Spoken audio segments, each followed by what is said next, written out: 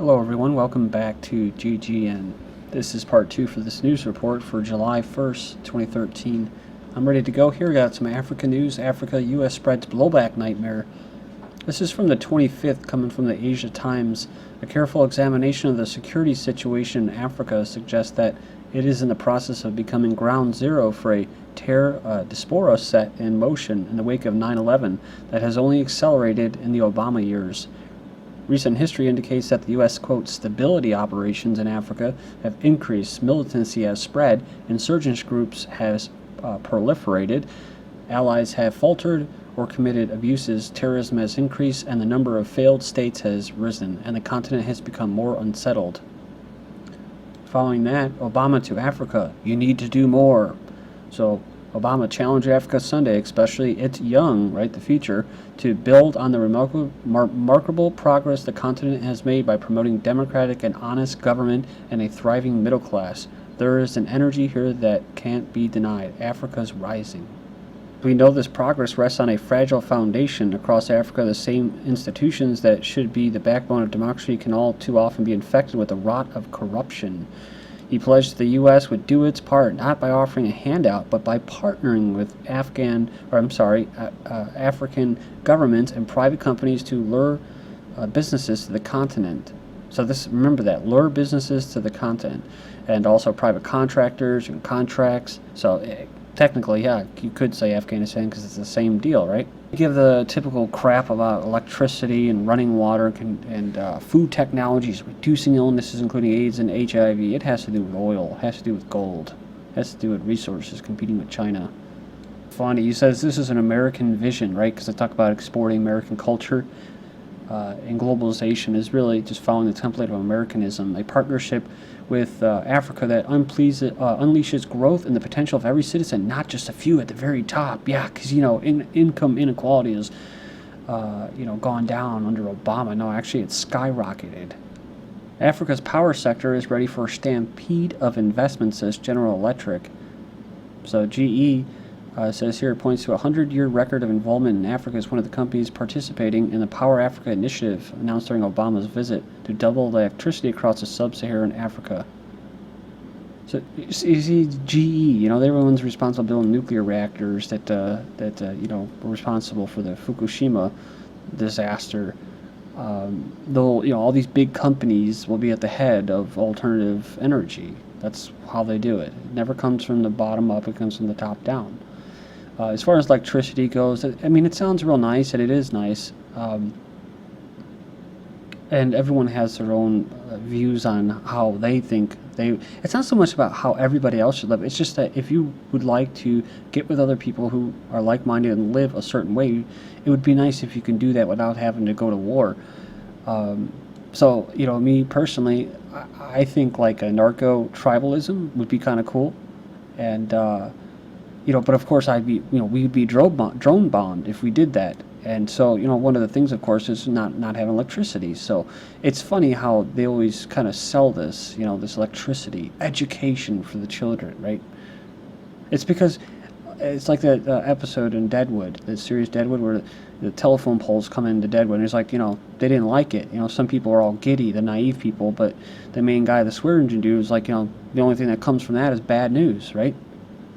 Why a lot of indigenous groups, especially the ones down in South America, in the the rainforest, and that they don't like to have any contact with other people. It's funny too, because remember we were just talking about Pakistan. You had I believe it was mostly women that were saying, well, we'll start vaccinating our children if you bring in electricity. You can't make it up. Brazil's debt cancellation for Africa leaves more questions than it answers. On May 25th, Brazil announced the cancellation or restructuring of up to $900 million of debt owed by 12 African countries. The details remain extremely unclear, including what this may actually be worth to African countries, and crucially, what Brazil expects in return. It was the 50th anniversary of the African Union, which is funny too because you call it a union. They ousted one of their most important leaders in Africa, Muammar Gaddafi, and all the other countries just sat there and didn't do a damn thing. Algiers cancels $500 million of Iraqi Yemen debts. I think South Africa actually did protest that invasion. So yeah, the Algerian government announced today that it canceled since 2010 its debts on Iraq and Yemen by more than $500 million. It's to support the Arab people in fields of economic and social development reconstruction. Anti-Obama protests dispersed by South African police. So it says here, police fired rubber bullets and stun grenades into a crowd of hundreds of protesters before Obama arrived in Johannesburg. Get this, I feel like my rights are being infringed, said a 24-year-old who was at the protest. We can't protest anymore. Personally, I feel like this is an extension of the U.S., right? The template. So a president of the Students' Council said they don't believe Obama deserves the award. Says here, an honorary doctorate. And it says the U.S. position in its relationship with Israel has created a problem. He says the students say, stop the oppression in Palestine, and you want to honor this man who is making the oppression possible, like in Syria.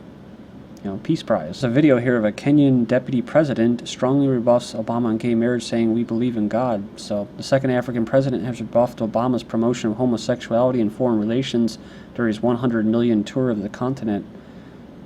He says he respects people's personal views and their religious faith, etc., but when it comes to how the state treats people, how the law treats people, he believes the equality of homosexuality in the traditional family is a principle that I think applies universally. Says those who believe in other things, that's their business. Says we believe in God. He also said this nation, the nation of Kenya, is sovereign and God-fearing. So, man, maybe Obama should take a trip down there to Kenya and get some, so he can, get some tips on how to be a better leader. Lady Gaga amends national anthem, saying "Land of the free and home for the gay." So, remember we just covered a video. I threw it in there, a couple of reports right after the Doma was basically shot down, and that it was a bunch of protesters and they were singing God Bless America. So this here, Lady Gaga sang the national anthem at Pier 26 to kick off the New York City's Gay Pride celebration Friday night, changing some of its words to fit the occasion. So, moving on here, we have Topless Femen activists target Swedish mosque. So, freedom for all. 3 women from the feminist activist group, in Russia they consider them a terrorist group, Femen, entered a mosque in central Stockholm on Saturday morning, burying their breast and chanting "No Sharia" and "Free Women." They are terrorists in my eyes. They're cultural terrorists. They're there to change people's culture. Of course, it's through democratic means, but what they do, it's very, very sophisticated. There's all kinds of videos on YouTube you can see about how they sell democracy, how they sell these. They take these activists and protesters, and they put a lot of media attention on them, a lot of media buzz, and they can actually get changes, legislation, and stuff. In other words, they sell it like a corporate brand. It's very business-like. Atheists unveil Florida monument near 10 Commandments. This, of course, came like the day after that Doma was shot down. A group of atheists unveiled a monument to their non-belief in God on Saturday to sit alongside a granite slab that lists the 10 Commandments in the front of the Bradford County Courthouse. So a small group of protesters blasted Christian country music and waved "Honk for Jesus" signs as the atheists celebrated what they believe is the first atheist monument allowed on government property in the United States. They say when you look at it, it has a function. Atheists are about real and physical, so we selected to place this monument in the form of a bench. So American atheists sued to try to have the stone slab with the 10 Commandments taken away from the courthouse lawn in the rural conservative North Florida town, best known for the prison that confines death row inmates. So I don't know why they threw that in there. I guess that's whatever. I'm just so sick of reading headlines like that to dissuade people. Ooh, a prison that confines death row inmates. Well, what do you want them to? Do you want them to be death row inmates to be roaming around until they're ready to get executed for whatever crimes they committed? Oh yeah, why don't you just come back when we're ready for you? Damn conservatives, gotta kill people all the time, make them accountable for their actions. Should just let them sit there and rot at taxpayers' expense in a prison where they can learn how to be better criminals. We're not going to let them do it without a counterpoint. So it says here, it's going to appear very strongly that the government actually endorses one religion over another, or should I say religion in general over non-religion. 200 people attended. So it says here that there's including a group from the Florida League of South that had signs saying "Yankees go home." We reject outsiders coming to Florida, they said, especially from outside, what we refer to as the Bible Belt, and trying to make us in their own image. Michael Tubbs, the chairman of the Florida League of the South, said, we do feel like it's a stick in the eye to the Christian people of Florida to have these outsiders come down here with their money and their leadership and promote their outside values here. The head of the guy is actually called Silverman, so go figure, it's a Jew leading it up. He believes religion is wrong and teaches in the Bible are violent. He said that he welcomes non-Christian religions to follow the atheist example and put their own monuments in free speech zones. China's underground churches thrive despite government disapproval. So, it says being an unregistered Christian is illegal. So it goes on here and it says that among the other four like to worship in what's widely known as the underground church, a place where Chinese Christians are practiced in smaller settings and without fear of government influence of what is being preached. So this person said our party is to believe in God. The government doesn't encourage us to believe in God publicly, but the government cannot stop us. Next up, we have Chinese police blame religious extremists for violence in region. In the volatile far western Chinese region, on Sunday, they had deadly confrontations with the members of this ethnic minority, the Uyghurs, before it was set off by religious extremists who attacked the police after one of their groups was arrested. And don't forget, in Myanmar, they actually had those Buddhists that were carrying out ethnic genocide. Not much attention on that. Traditional marriage advocates could be prosecuted in Scotland. Despite all government insistence to the contrary, those who publicly object to gay marriage in Scotland could be facing lawsuits or even prosecutions. The Faculty of Advocates has cautioned that the Scottish government that their plans to redefine marriage will result in serious threats to freedom of expression. Freedom of speech to object to redefining marriage would be offered only to religious ministers under the bill. It says that, but the Faculty of Advocates have pointed out that this is the right that belongs to all citizens. Clorox hate speech ad smears fathers as clueless dogs and boycotts Burt's Bees products. So have you had enough of the dad bashing frequently seen in the media? According to sitcoms and TV commercials, men are complete idiots who wouldn't even know how to put their own underwear on straight if there wasn't for their wives telling them how to do things. Clorox jumped on the man-bashing bandwagon this week with an online advertising campaign so offensive that it targeted blacks instead of dads. It says here it would have called the most extreme example of corporate racism ever witnessed. It begins by claiming dads' lack of judgment and fine motor skills to take care of children, and it compares dads to dogs and other house pets in their sheer stupidity. It then goes on to identify 6 mistakes new dads make. Each of them is an outrageous slur against all men. For example, that dads put their babies' clothes on backwards and not able to figure out why they don't fit. And then it goes on to explain that dads allow their babies to eat off the floor, then they plop them down on the couch to watch reality television shows. So according to Clorox, dads are stupid morons, and I think it's hilarious to shove that message in your face. It's all part of the man-bashing bandwagon we're witnessing across the mainstream media. It actually has Clorox customers outraged. You can go in there and check out the actual comments. A message to Clorox, your advertising and marketing team members are a bunch of asshats. So, lastly, can you imagine the outcry if the advertisement had been about women, blacks, Mexicans, or gays? Then we have this: police use systematic violence force against French traditional marriage demonstrators. So we've already covered this before, but it details systematic use of excessive and violent force actions by France's government to suppress opposition to same-sex marriage laws. Also, this is a good website, this LifeSite News.